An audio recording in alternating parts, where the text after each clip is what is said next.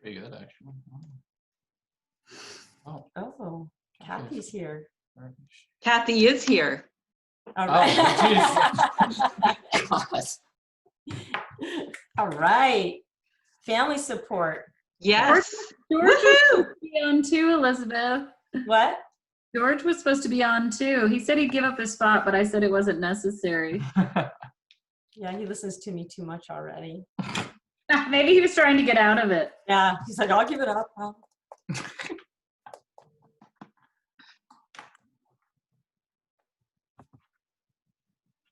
Oh, Sharon, you can't hear anything? Huh. Where is Sharon? Sharon is Sharon Butler. Can you unmute her maybe? And you can hear? She can probably hear us, so let me just find. Oh, she said she's good. Fine. She's good. Oh, okay. Oh my gosh, it's so hard to toggle around and find everyone. It's a learning experience for everyone. As long as everyone can hear you, we will be good to go. Okay, I think we should just get going so we don't keep people on the phone too long and can go through our spiel.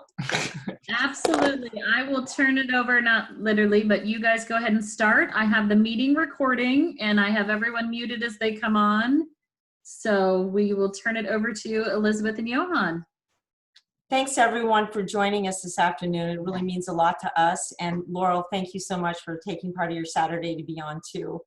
I know you're like, oh, maybe Monday through Wednesday. I'm like, nope, Saturday. She's like, okay. So thanks so much for taking Saturday and coming on. So I'm Elizabeth Ouellette. I've been a volunteer with the CMTA for about 20 years now. And I'm on the board of directors, but I initially was involved because Yohan was diagnosed with CMT at the age of 7. And hi, I'm Yohan. I am a longtime volunteer at the CMTA as well, almost 20 years as well. Around the same time as my mom started. Maybe Just like, are you even that old? Yeah, shocking, right? And yeah, so we're here just to talk a little bit about, what we went through. And yeah, we're here to talk about living with CMT and acceptance, in collaboration and connection. So with that, what is CMT?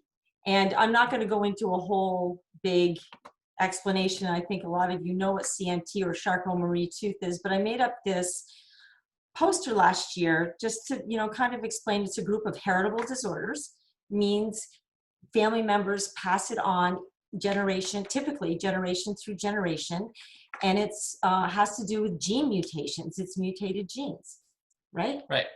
And unlike in a lot of comics, you don't get awesome superpowers with your genetic mutation.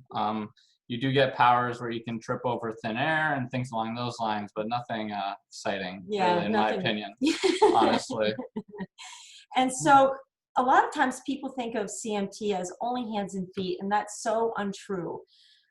CMT affects all the nerves outside of the brain and spinal cord.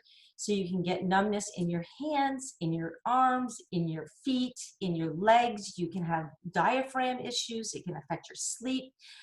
It can give you tremors. Yohan has a tremor.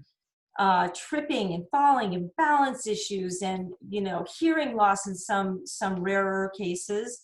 And, Yohan has also curvature of the spine. So there's so many things. It's just not hands and feet. It's a whole body disorder. And living with it can be very, very challenging. And so, Yohan, do you remember when you were diagnosed, not when you were diagnosed, but sort of like the symptoms that you had when you were small? Yeah, so before I really knew much about CMT, there were some pretty obvious things that I noticed growing up, mainly that, I had very visible hammer toes, which made finding shoes a nightmare, which is a common problem. I had a lot of issues with fatigue. I got tired easily. And I used to be a huge toe walker. Everywhere I went, I was on my toes, just running, walking. And I remember at one point, one doctor even told my parents to give me a quarter every time I walked heel toe. And I can guarantee you I made no money off of that deal with my parents. It was not very helpful at all, unfortunately. I know, I was like shaking the change. Come on, Yohan, but he literally couldn't do it. So it was asking him something that was impossible, right? Mhm. So, you know, Yohan has CMT due to a new gene mutation, a de novo mutation. And so he's the only one in our family to have CMT. There it is. And so we don't need that one right now. There we go. Yeah, so we don't need that one right Uh-huh. now. No. So he's the only one in our family to have CMT. And that happens, but you know, at the time we're like, oh, okay, so we got this diagnosis. He had all these symptoms. We brought him to physical therapy. Physical therapist said to bring him to a neurologist. We did. And they said, oh, yes, cerebral palsy or tooth, something. So we left, you know, and 2 months later, they're like, he has tooth. And so we're like, what is this? And so we looked it up and we went through it, and it's Charcot-Marie-Tooth, which is an unfortunate name because it's hard for people to understand that. They kind of blank out, as you know. So, you know, as a 7-year-old, 8-year-old, we're like, should we tell him? Should we tell him he has CMT? And there's debate around this. And we decided, there were some family members, friends, you know, going back and forth, and we were discussing it, and people saying, don't tell him, just let it go. Or tell him, you should tell him. So we decided to discuss what CMT was with Yohan and tell him he had this, but that he could still do many, many things. And it was a very positive way. Do you remember that? Well, although I don't remember the exact moment when we sat down and talked about it, I will say that I do remember the time period where, you know, I learned about, I had this thing called CMT. I had no clue what it was at the time. No one else seemed to either. We were just barely learning about it. But I will say that it was really helpful to have heard that I had this and not been kept in the dark. Personally, for me, it helped me understand that, you know, I didn't have to blame myself as much as, like, I didn't put enough effort into things. That's why I wasn't able to keep up with people. And, you know, I could do a lot of things still. It wasn't like I couldn't do anything or I couldn't keep up with people, but it's just that I had this thing called CMT, and I didn't have to, you know, blame myself as not putting enough work or effort into things. And that's why I wasn't keeping up with people and things along those lines. Right. So you didn't think it was a failure on your part. No, exactly. But your body was doing this thing. Did you still feel motivated to do things? Yeah, absolutely. I still tried everything. Whether it worked out or not is a different story, but I still tried everything I could to see if I could do it just as well. And a lot of people ask me, you know, have asked me out throughout the years, you know, should I tell my kids? And I feel so guilty for having passed this gene on. And, you know, I look at it as it probably was easier for us to tell Yohan because neither Gilles nor I had CMT. But on the other hand, I tell people we all pass on things to our kids. Yohan's wearing glasses. That's from me. He has allergies. That's also from me. He can't touch his tongue to his nose, and I can't either. That's from me, you know?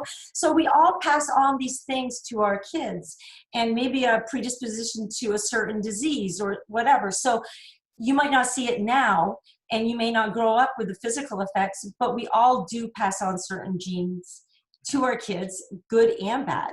So that's sort of the way I look at it. And for Yohan, I think it was a really good thing that we told you. Mm-hmm. So that was our first challenge. Do Yeah. we tell Yohan or we don't? So we told Yohan and life went on, right? Second challenge was, how do you explain this to family and how do you get them on board? Because there are only 3 of us, Gilles, me, and Yohan. And we really wanted our family to be involved. So when we told them, it was also like, what? What is it? Not really understand, being a little afraid to, like, I remember Chris, my brother, took him off the dock by his arms and his hands were weak. And I'm like, Yeah. and he's like, oh my gosh, I'm so sorry. So it was sort of like, do we talk about it? Do we not? And years went by and they all knew about it. We talked about it. We discussed it. But little by little, everybody kind of got involved, you know, and we went to see them on the East Coast. And this is a picture of our family.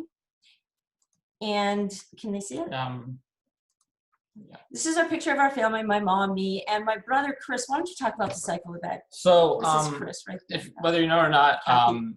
my uncle in Vermont, Chris Ouellette, really charged forward and created a Cycle for CMT event to kind of help find fund a cure for CMT. And he really brought together our whole family over there in Vermont to really work together. And it was really encouraging for me because, seeing everyone so supportive, putting so much time every year. I think, what are we, almost on the 8th one now?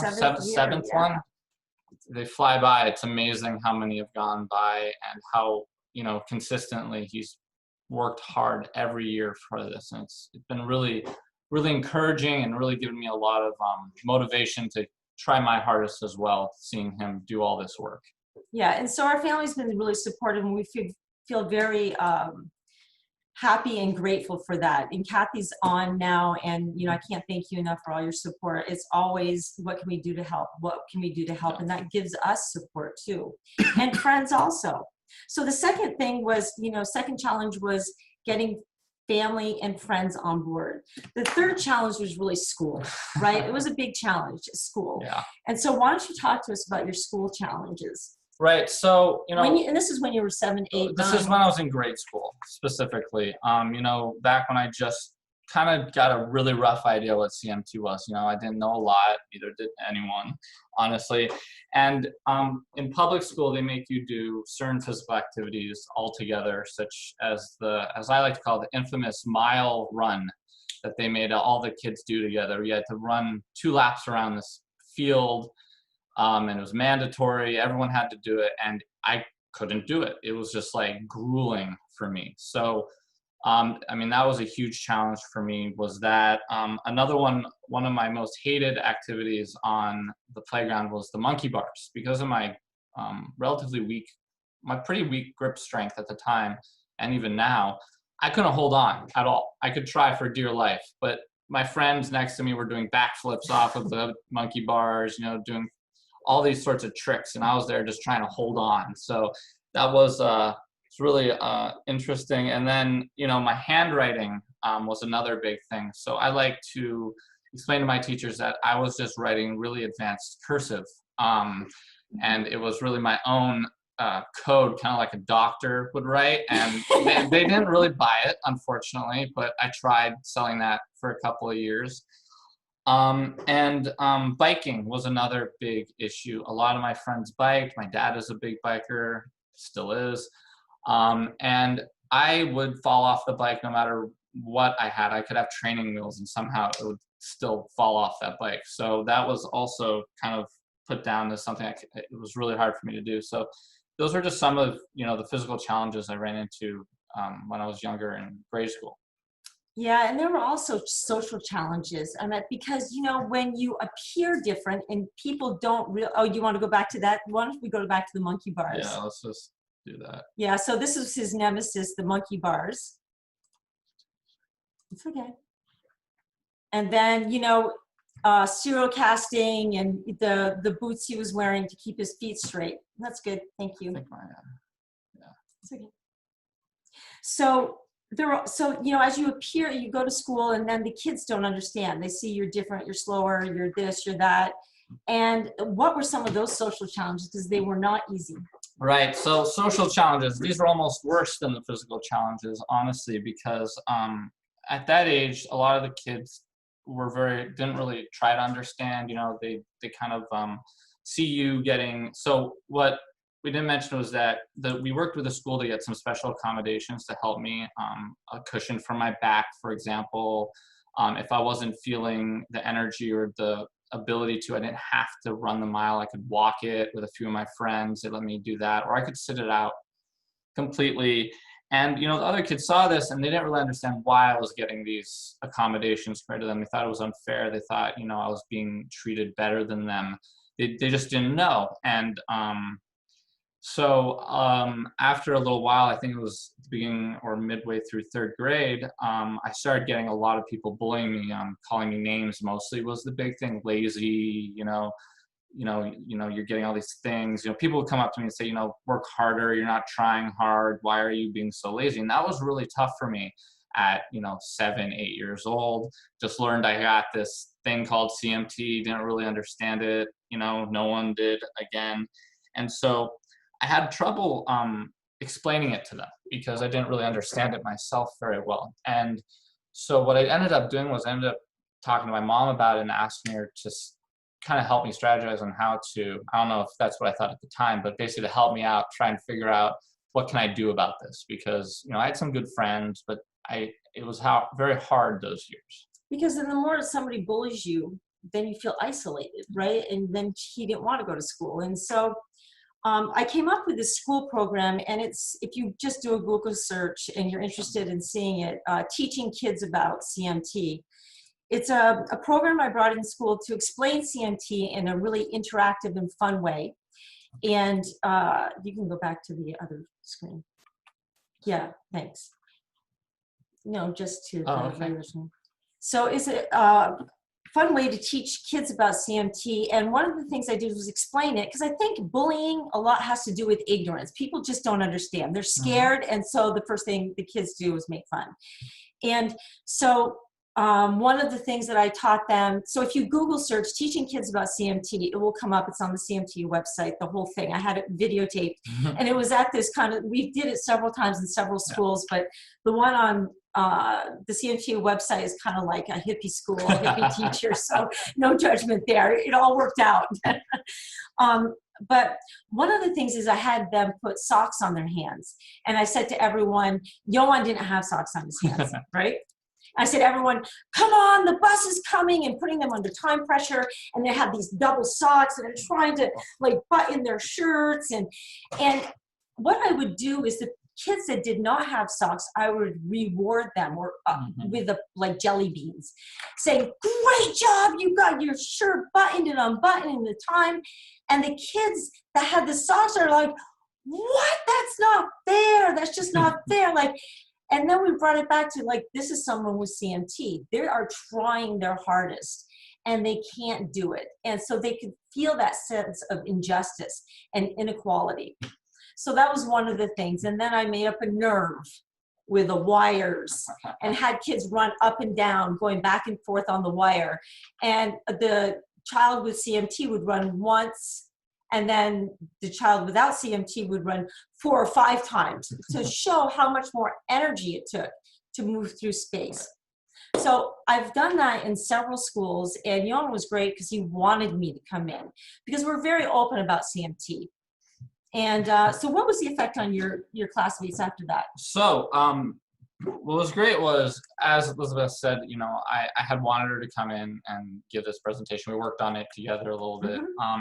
And what was really amazing for me was, the day of, right after Elizabeth gave it, I got like an apology from the main people that were, calling me names every day during, recess. They came up, they said, I'm sorry, I didn't understand. And it showed, they had learned kind of to empathize with me, and to kind of, they saw what it felt like to be in my shoes in some situations. And they were like, they kind of understood, and they got rid of that layer of ignorance that they had, that they just didn't understand. And they kind of were feeling like it was unfair. And they were like, okay, we kind of get it. And it wasn't, pity or sympathy, which is, they just felt bad for me. It was more, they're like, we understand what it's like to, in some respects, to be in your shoes, which was really helpful. In each instance, my mom did the presentation in the 2 schools. And it's interesting when he had the serial casts on, which we saw previously. You don't have to show them. Okay. That's okay. That he had something visible, so the kids could actually see something visible on his legs. It's really hard, as you all know, to have this invisible thing. You like kind of walking, you might have some foot drop, but it's sort of invisible. Like you don't have it. As soon as he had those serial casts, kids thought it was cool. Like, oh, he has one green. Oh, he's like a super dude, and running around. And at that age, you were doing karate chops and stuff like that. So that really helped a lot.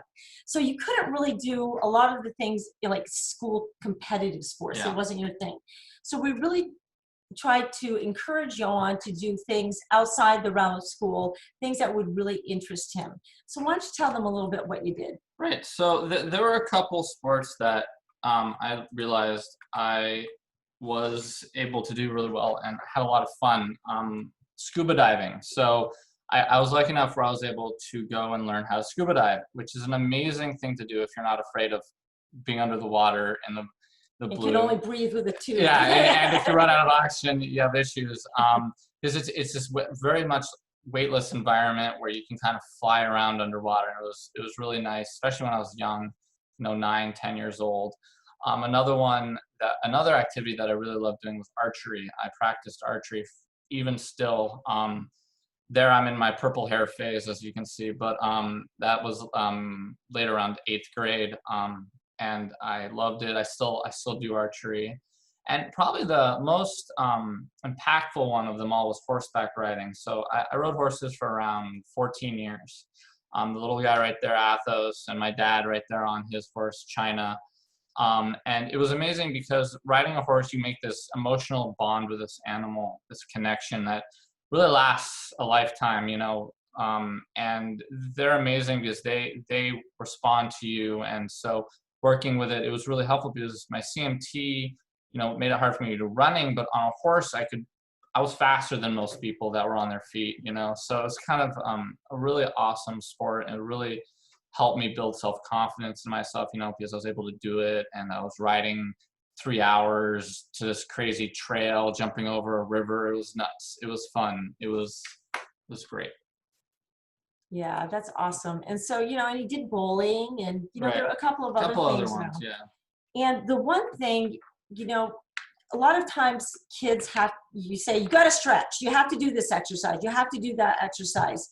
And we found as a family, it's better to do things together. Mm-hmm. And like, instead of asking your children, say, you have to stretch 5 minutes, do the calf or, your Achilles stretch in front of the TV or whatever, do it with them.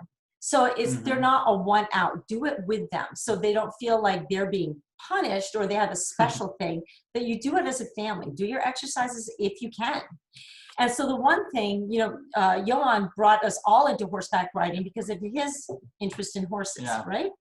And the other thing that my husband, he's a really outdoorsy guy, and I have to tell you that Gilles, I think the world of him because of many reasons, but one of the reasons is that he adapted himself to Yohan's abilities. Yeah. And like he'd be out skiing and climbing and rock climbing and doing all these things. And with Yohan, if he was going to have a relationship with his son, he had to change something. So he's done a lot with Yohan. And one of the things that they did together was camping.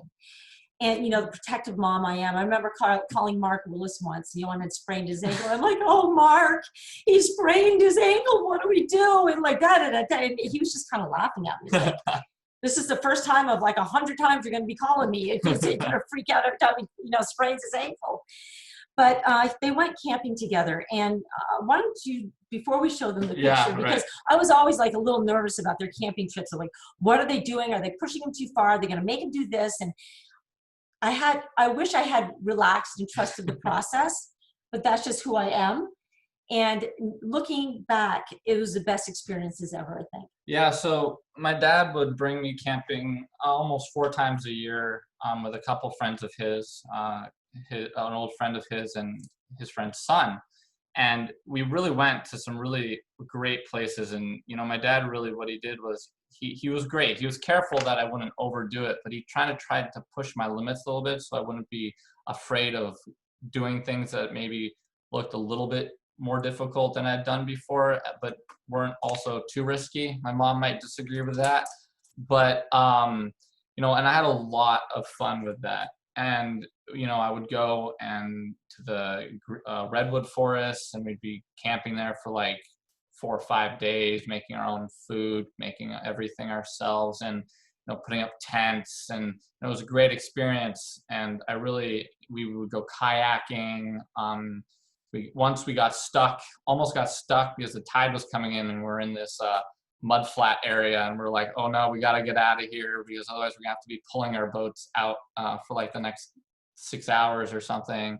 And it was always like on the edge of something a little risky, but it was always, my dad always made sure we were safe. Okay, so whoa. So then they come home, right? They come home and they show me this picture. Look at what we did. Look what we did. And I get this picture of Yohan on this log, this redwood log. Can you all see it? Hold on. Here you go. So on the left-hand side, there he is on that redwood log. I'm like, what is he doing there? He doesn't have a great sense of balance. I was totally freaking out. I'm like, are you kidding? And then I'm like, oh, he's kayaking alone. I thought you guys did that together. And I don't know what they were doing down here under all these cacti.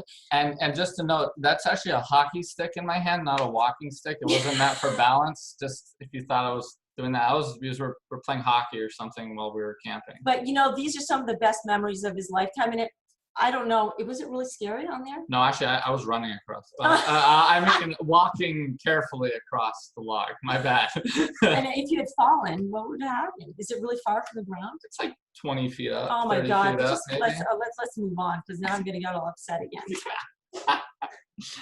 Why don't you tell them about? So Yohan and I were always going to doctor's appointments and be like, get his orthotics, get his feet checked. Oh, he's having pain. Oh, I mean, our lives were at doctor's appointments, physical therapy, occupational therapy. And then they come home one day, right? So after camping. During one camping trip, we went to the coast and we were at the tide pools checking them out. And I think my dad had miscalculated the tides a little bit because this huge wave came and hit us and we got completely soaked head to toe. Credit to him, he did pick me up mid-wave to stop me from getting like pulled away. Pulled out to sea. Yeah, That's so nice. that was good, but he didn't grab me. Mm-hmm. But we get back and we're drenched. My shoes are completely soaked and my orthotics are soaked and I can't really wear those when they're all wet. So he came up with my dad's an engineer, so he likes to come up with ways of fixing things. So he said, this is how we're gonna dry your shoes. We're just gonna put them right over this big fire we just made. And so, we leave them there for a couple hours. You come back and what do you know? There's a giant hole in my shoes. The soles had melted completely. And so my dad was like, uh-oh. And so we get home and my mom's like, what is this? I'm like, now we have to go back and get some more orthotics and get new shoes. But those are some of the best memories of his life, I think, right? Great times. Oh my God. Yeah, it's a lot of stories, but really glad that Gilles pushed him a little bit because I wouldn't have. And the other piece, we love to travel, and wherever you can go and whatever you can do, I really encourage you to travel with your kids. It doesn't have to be to exotic lands. It can be going away for a weekend, go camping, go to this place, go to that place. So we did a lot of travel. Yeah, we did a lot of travel.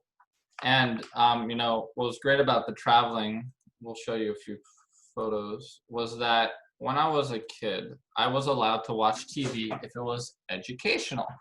And so what that knowledge helped me do was when we went on these trips, it was let me tell my parents everything, and they didn't know it, but I did. So I was able to lecture my parents during all these trips and say, no, that's actually this, or this is me, touching some eels that were just randomly in the river. I'm like, what the heck is that? Yeah. I'm there just going for it. That's what I mean is it was really fun because let me experience a lot of things I wouldn't have experienced otherwise. Right. So that's in Australia. The second one is us walking over like 500 feet above in Sydney, the bridge walk there.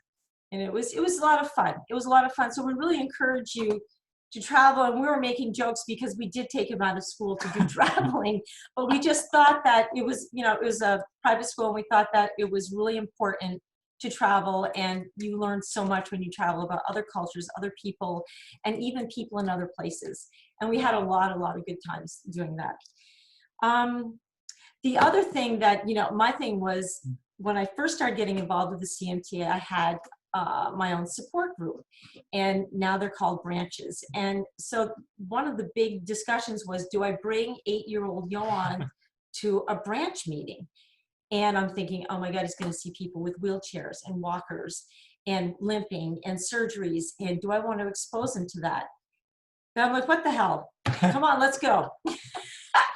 And just to note, I didn't exactly agree to go. I didn't really have the option of saying no, just to put that well, you out kind there. of did. No, I really did. Yeah, you're right. Like, Yohan, let's go. And I was like, And so I brought him in. I was actually very nervous. And some of our best friends today are still part of that branch. And I brought him in and I gave him a job. Yeah, I was to be the elevator boy for everyone that needed to go up and down the elevator. So I just was at the elevator shuttling people up and down That's right. the whole And day. so I left him downstairs, and in comes one of my friends, Terry, and she has her walker, and she's, you know, coming in. She's struggling a little bit, and I had to leave. I said, so Yohan, stay down here, and I'll be back in a little bit. So I came back, and I was astonished. Before I even walk in the room, I hear Yohan go, these braces suck. And Terry, she's in her 70s. She's like, I hate mine too. They're a pain in the ass. And they're going back and forth and talking, and they were commiserating. And this is something that I couldn't do with Yohan. I mean, I have some foot issues. I do not have CMT. And that's where he found his people.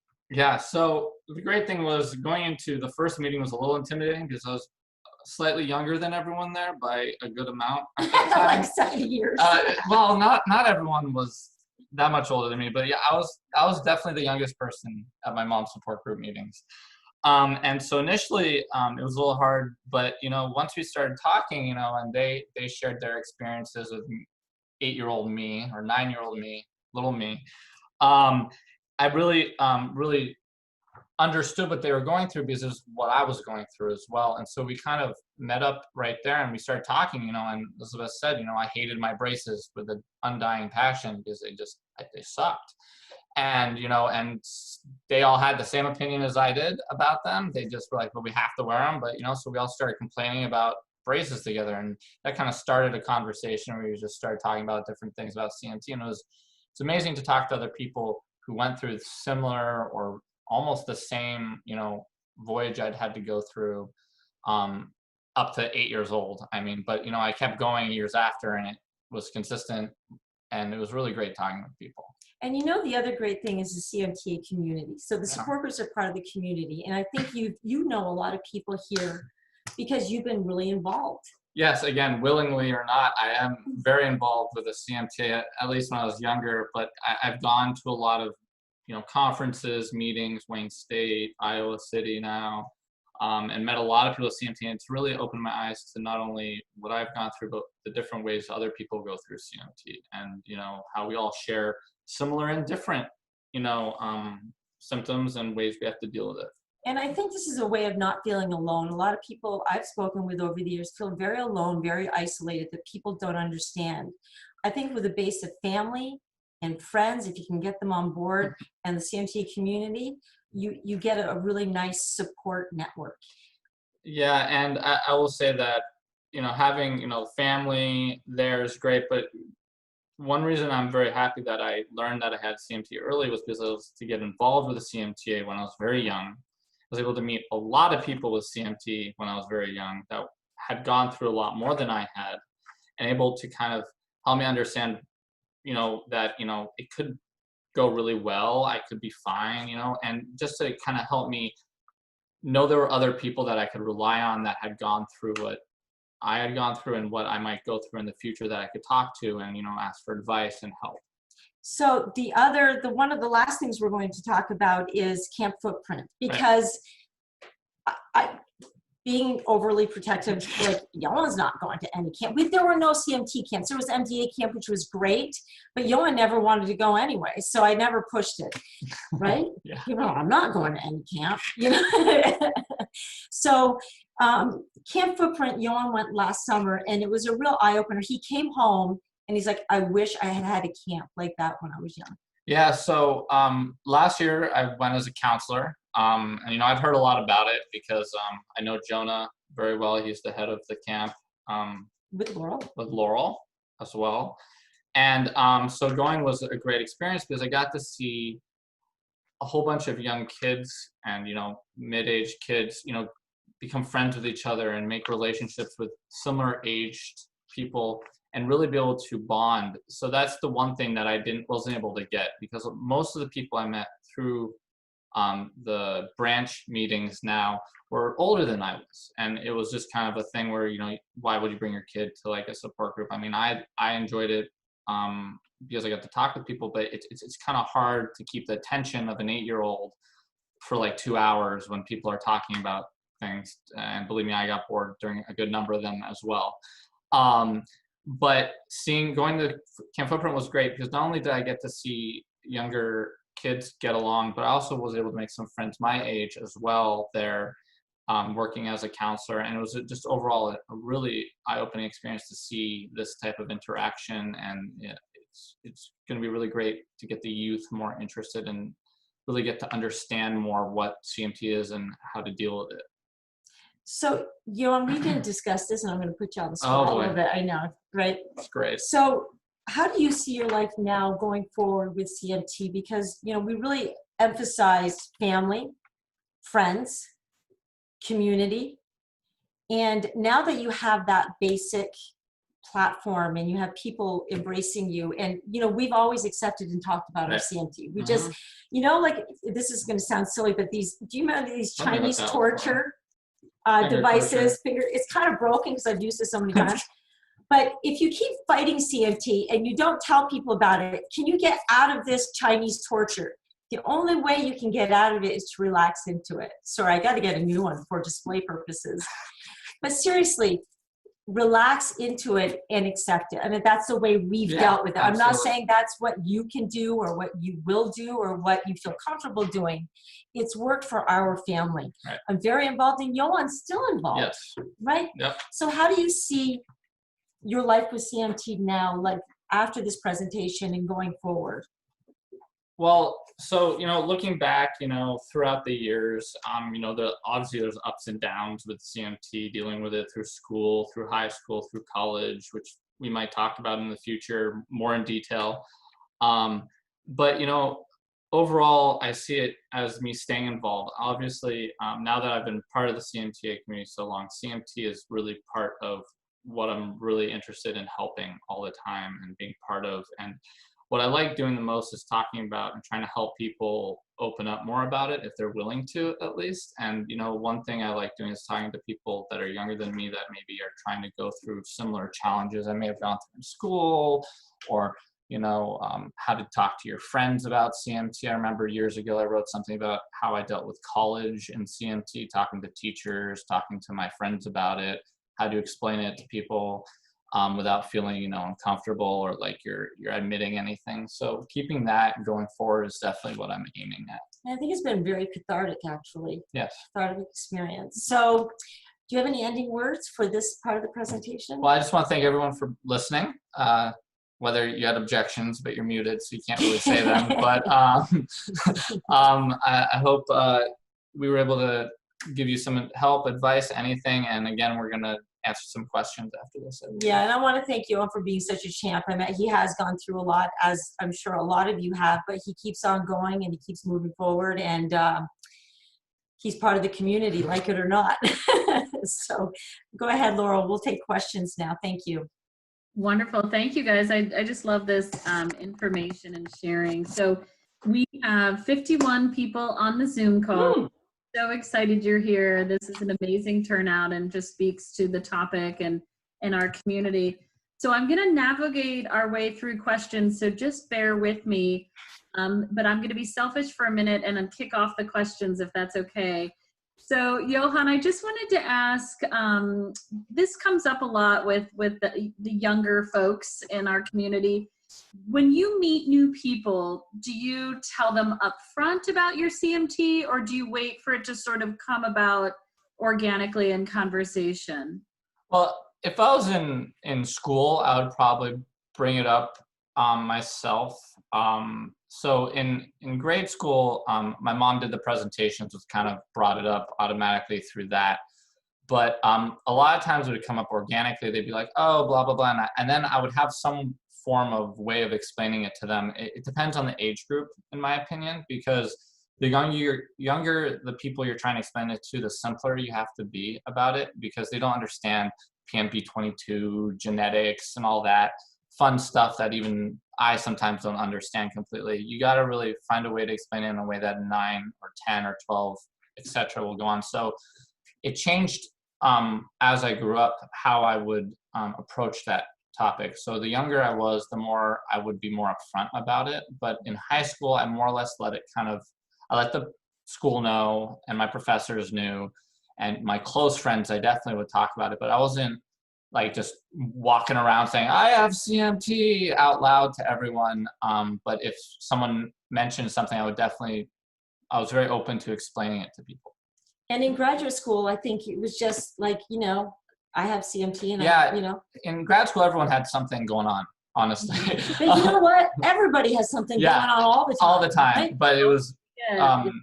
it's great. And in grad school, it came up very easily because people were very, you know, much older, much more easier to talk to complicated things too. So when I explained, you know, I had an inherited disorder, and they're like, oh, and then some of them were like, yeah, I used to be into biology, and then we talk about it, and I was like, oh, you know more than I do about some of this. So yeah, it actually happened twice. And I think if, like, you know, kids came over and like, hey, let's go for a run, or let's go biking, or let's go this, then you go, okay, so you kind of got to say it. So I guess it depends on the situation. Yeah, so especially with that, you know, ahead of time, you definitely want to make sure they understand, you know, before you go in. They're like, oh, well, let's go biking. And then you're like, what do I do in this situation? You want them to know ahead of time about that. It just takes the stress out. Yeah. Yeah, that's great. I have to do that when people want to go tightrope walking. I'm like, guys, I cannot go tightrope walking today. Today. Okay, so what we're going to do is, I think the most logical thing, because I'm sure not everyone knows how to use chat. So I'm going to have you raise your hand if you have a question for Yohan or Elizabeth, and I'm just going to keep toggling through, looking around for raised hands, and then I will call on you. I think this is going to be our most systematic way. Now, some of you are not on video, so if you're not on video and you want to unmute yourself to let us know that you have a question, that is fine too. I'm actually not seeing any hands. So if I saw a couple of hands go up, but anyway, I don't know. Well, if you have a question, you can unmute. Oh, Lisa, do you have a question? Lisa Wiederweiner? Yes. Okay. Hi. Hi, Hey Lisa. there. Hi. So good to see you. You too. Great, wonderful talk. As I was listening and resonating with your experiences, especially in youth and like PE in school and things that were difficult and how it was hard to explain to others. And then I just think it's hard for kids in general to kind of comprehend their limitations at a young age, and then parents also don't know sort of how to navigate it sometimes too. And I always I didn't end up going to the MDA clinic or seeing a neurologist till I was in my early 20s. Mm-hmm. But I always thought if I was younger and even at that age, it would be great to maybe have somebody that was younger who had CMT that you could talk to about their experiences, somebody that could kind of mentor younger kids who are trying to wrap their head around a diagnosis. And I just wondered what you thought about that, or if that's something. Well, that's kind of what I love about Camp Footprint in a way, is because there's such a wide age range there that, you know, younger kids can talk to kids that are, you know, older, or older kids can help the younger kids. And I saw that type of interaction happening. It's just, it's hard to get a whole bunch of youth together other than through that camp at the moment, at least, unless you're lucky where you go to a support group where already, honestly speaking, kids don't go very often. And at our conferences, we had the youth outings. Yes, one of the great things, that's right. One of the LA conferences I was at, I was with Jonah actually before Camp Footprint was around. We did a youth outing, which was great because a whole bunch of kids and, you know, young adults went out. We went bowling and had dinner together, and we all opened up and talked a little bit about what we were dealing with, and we all gave advice to each other. And those types of things are really great. So one thing is if there's a conference somewhere, and maybe if there's a youth outing, to definitely try to go to that if it's feasible. And, you know, because it's great to meet people your age or a little older that you can ask for advice or help or open up to. You know, I hear Yohan often say, I gave this parent, we receive a lot of calls from parents of kids. oh, you talk to my, teen. Oh, won't talk. She won't talk about CMT. And I think it starts early about being open, like it's not a big, barrier. Like you accepting it, talking about it, embracing it. And after a certain age, and people turn off, and then Yohan's like, I am available. I will talk to anybody. Just call me. I'll talk to everybody. And so many parents, or they go, oh yeah, my child's gonna call. Yep, and he doesn't get these calls. Yeah, it's been dozens of times where I've heard, yeah, we'd love to talk, and then that's the end of the dialogue right there, and it's like, okay. But it's hard to talk about it. But I think you have to remember, as parents, also your role models for your kids and how you deal with your CMT. You're giving that message is how your kids are going to deal with their CMT. I'm not saying anybody's doing anything wrong. Everybody's trying to get through this life as best as possible. But for us, it's work to be very open about it and casual. And we're still fighting the fight. We're very involved fighting the fight. And for us, it's the best way to handle this situation, right? Absolutely. Handle CMT. Absolutely. I love it. I agree. I love the open dialogue because it makes it okay. And when you don't talk about things, it feels like maybe it's not okay. So And everybody has something. Go up, which you guys are just super lucky. You're like literally putting the hand up. So Kimball has a question. So Barbara, if you want to come on, I'm unmuting you and you go ahead and ask your question.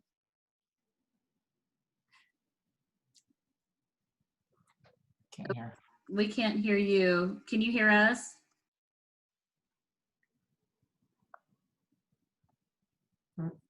Can you hear me now? There we Yeah, go, yeah. Barbara.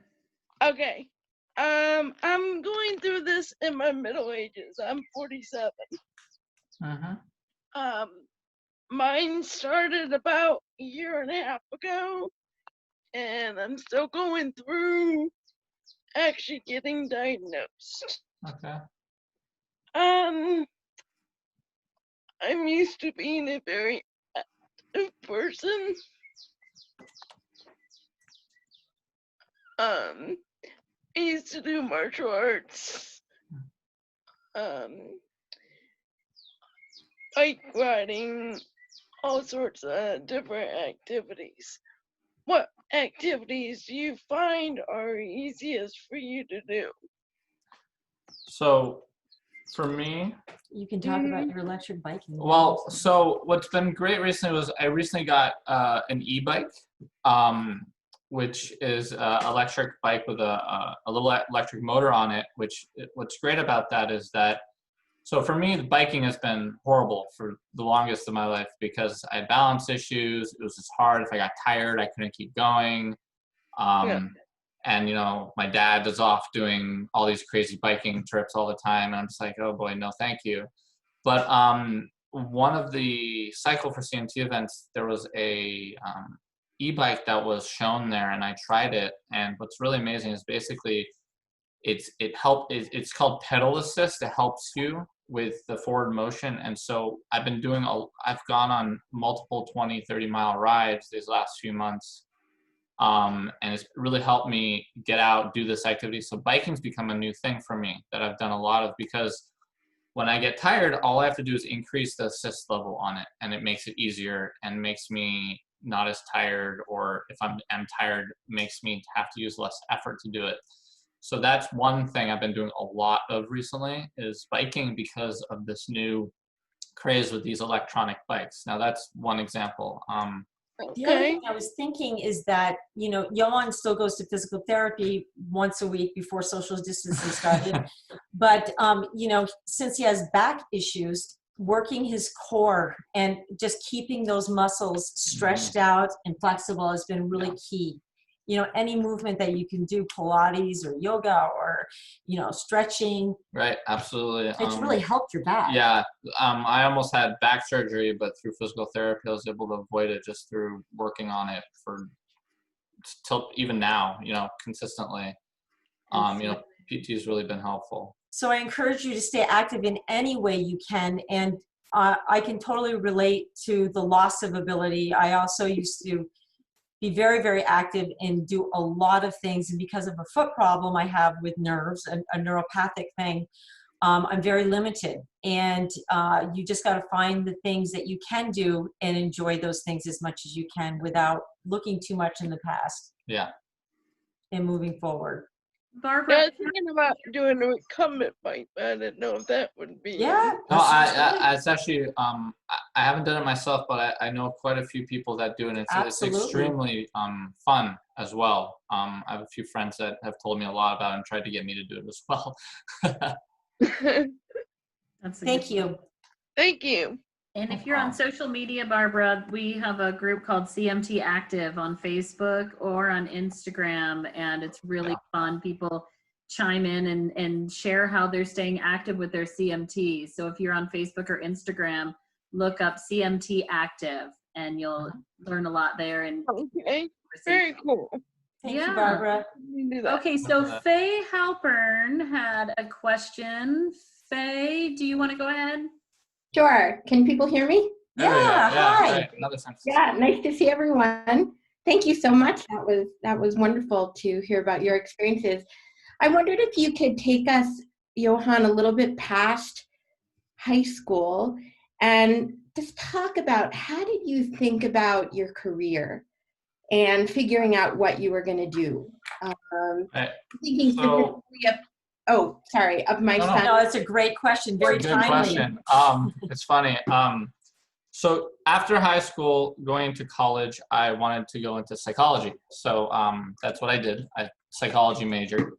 And originally I wanted to go into counseling or therapy, that type of clinical stuff, because, you know, one, you get to sit down and talk to people about things. And I love doing that through high school. I used to talk to my friends a lot, and they'd come to me with their issues, and I'd just have fun with that. Well, seriously, but, you know, talking to them, helping them out.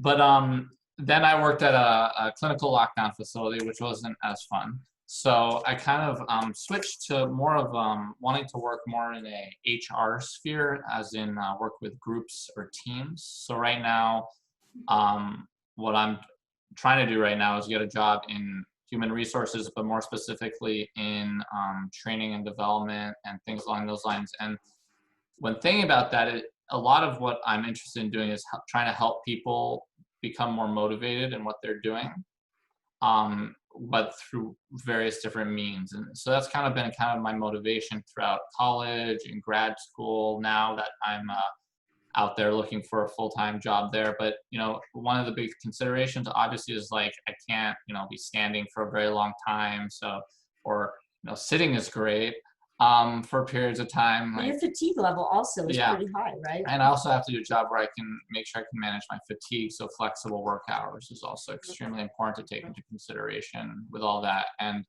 as you know, there is, employers have to take into account, you know, Disability Act, and there's a lot of accommodations that are possible with employers if you talk to them about it and they know about it.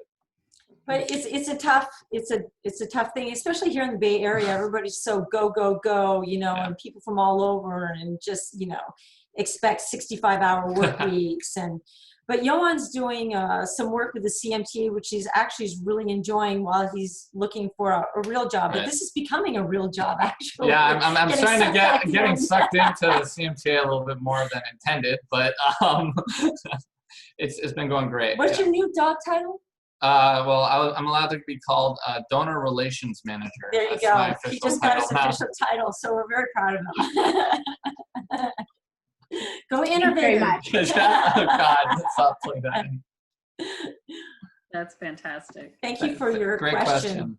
Yeah, thank you. Thanks very much. Okay, great question. Sharon Butler, I am unmuting you, and you may ask your question.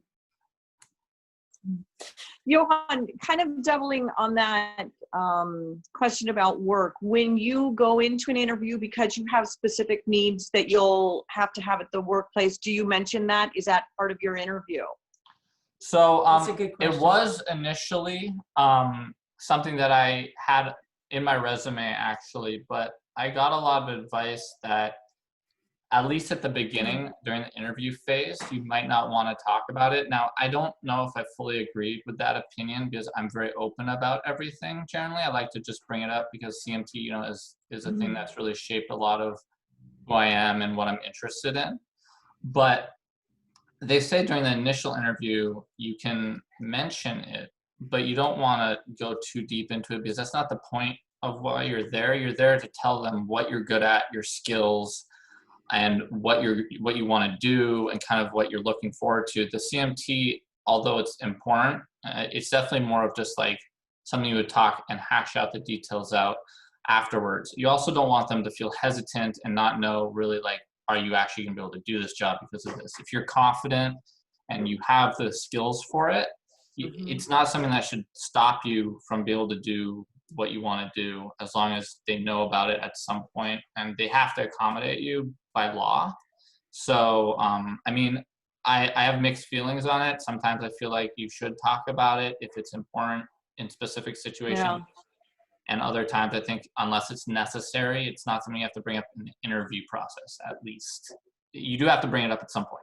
And sometimes your body portrays you too, like your hand shakes and you start shaking and they think, oh, this guy hasn't taken a drink for a couple days. Right. You know, like, you know, people start judging and thinking, why are you shaking? You know, what are you know, so it's a hard thing. Sometimes you want to kind of like explain it if something else comes up. So it's very much situational in my experience so far, at least. Yeah. Thank you. Right. Great That's a question. great question. Thank you. Good answers too, Yohan. I am not seeing any other hands up. So We have time for one more question, or? yeah, probably one more question. If you do have your hand up, oh, Abby Inser. Hi, Abby. Hi, Abby. So you're unmuted. Okay, you're unmuted. Oops. There we go. Oh, no, she's muted. Oh, can't hear you. She's muted still. There you go. There we go. There you go. Sorry. Can you hear me? Yes. Sorry, I hopped in a little late. I'm out on the farm, so I didn't have internet until the last like maybe 15 minutes. So if this has already been addressed, I apologize. But I am a physical therapist at WashU in St. Louis in the neuromuscular clinic. And so my question, and the thing I ask all of my patients, is what are the things that, you know, like you do? What adaptive equipment do you use? Because that's something I find what other people are doing is something I can use to help people who are newly diagnosed or people who maybe might be struggling with something that you've already discovered. Is there anything as far as adaptive equipment when it comes to work that you've been able to use that has really helped you thrive? I can tell you yesterday we're having a discussion about school and those stupid pencil grips that they gave him. And he goes, I hated those things and they never worked. Are you specifically talking about like during school or during what age range are you thinking of for the adaptive? Mostly work. So I had a patient in particular inquire about a keyboard. So her job involved computers. And I'm not an OT, but we don't have an OT on staff, so I do my best with equipment. Right. Well, that's actually what I was thinking about. Right. What's great is I'm on a computer all the time. A lot of my work is virtual. And related. right now during social distancing, they say that's a good thing. So I actually, interestingly enough, there's a couple things. So one is voice activated software is helpful if typing is really hard.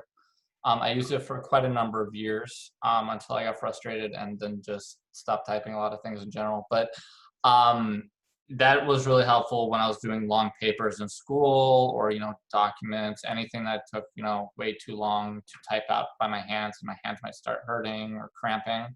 I'd use what was it called? Dragon Naturally Speaking or something, but there's different softwares.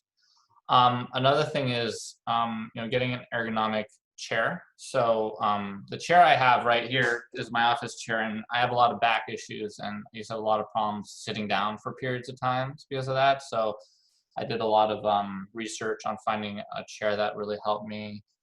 Another one is having a good mouse pad that really, if you have a lot of issues with your hand, that can support your hand, and a mouse that fits your hand. So it took me a long time, but I did a lot of research on finding a good mouse, not a real mouse, computer mouse, just FYI. And, one of the big things, I actually worked with my PT on my posture while sitting at the computer, and she had a whole thing about it. So I actually elevated my desk with these little wooden blocks that I put underneath it by like 4 inches, and so that I would be in the correct posture and one trick I did was I shoved a wedge underneath my desk so I could stretch my calves even while I'm sitting at the computer all the time, so that I could tell my parents, see, I'm still stretching even while I'm here, so leave me alone. I mean, that's all I've really used personally for working and sitting. Voice activated is probably best. I really like touch screens as well. Those are helpful. Okay, thank you. And I'm sure people here have so many different devices they use, between button hooks and jar openers and different zipper pulls also. Oh yeah, that's right. Yeah, I do The use those zipper as pulls, well. because those are such a pain. And for a long time, he would just get those pants that you just pull on and pull off. Elastic? Yeah, the elastic travel pants, like from REI. Those or are something. comfortable. So I would have to, because when it was little, buttons and things were terrible. Hated them. But he uses me to open his water bottles. So what? That's not even true. She asked me for that. Yeah, that's we have the grips thing. So little grippers, yeah. Grip things are good great. question though. Yeah. Yeah, thank you. Thank you. Not to interrupt, but I had a suggestion for those that are looking for help in finding a job, keeping a job, interview techniques. When you have CMT, I'm actually going through the state vocational rehab here in Florida, and to my knowledge, they have a vocational rehab in every state. Great piece of advice. Good resource, yeah. Absolutely. Absolutely. And they have been so helpful, and they assign you a job coach that will go to interviews with you, follow up with you to make sure the employer is accommodating you as you need it, and so forth. So I'm still in the stages of finding the job that I can do, but they assured me that they would send a job coach with me to my interview if I like. That's Awesome. great, Thank you. Barbara. That Very is so good. good to know. What Could I just put Bethany on the spot? She's like, uh-oh. Abby, Bethany has some devices that she used, but you really like your hand splints, don't your arm splints, hand splints, fingers? Yeah. Let me pick one up. She's really found that very helpful. Just want to make sure. Yeah, so I have the, the fingers that keep trying to claw on me all the time. So I have, these are little oval 8 finger splints, which were given to me by an OT. You can get them on Amazon. You should probably actually be prescribed them by an OT, but I'm going to tell you where you can also find them. And those have been really helpful for me to keep my fingers from permanently clawing. Because once they start clawing, it just makes it a lot harder to use a mouse. It makes it a lot harder to use a computer. So I'm really into the proactive stuff. And I would also, for a longer period of stretching, I'd really recommend getting night splints for your hands. Even though they are bulky and annoying. And Bethany, you stretch every day your hands back, right? You have a series of stretches that you do that really help. Yeah, I've just sort of gotten in the habit of, whenever I'm bored, making my nervous tick of choice just to be individually straightening each finger. It's like a great nervous habit. And even though my hands are quite wasted, I think that's really the reason that they're not permanently clawed. Right. Yeah, so make that your new nervous tick instead of biting your nails or something more harmful. Our worst things, right?